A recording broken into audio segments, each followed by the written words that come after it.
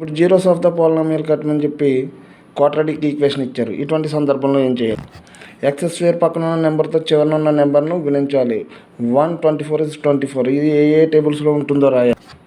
2 12 24, 6 4s 24. ఈ రెండింటిలోంచి ఒకటిలోంచి ఒకటి తీసినా ఒకటికి ఒకటి కలిపిన మధ్యలో ఉన్న 2 రావాలి. 6లోంచి 4 తీస్తే 2 వస్తుంది, కాబట్టి అది సరిపోతుంది.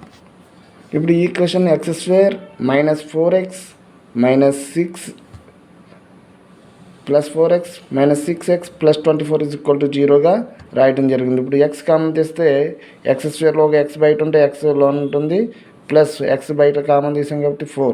ఇందులో మైనస్ 6 కామన్ తీస్తే ఎక్స్ ప్లస్ 4.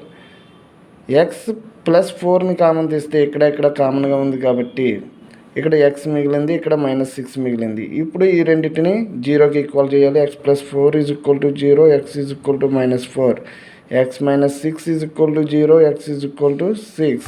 ఇవి జీరోస్ ఆఫ్ పాలినామియల్.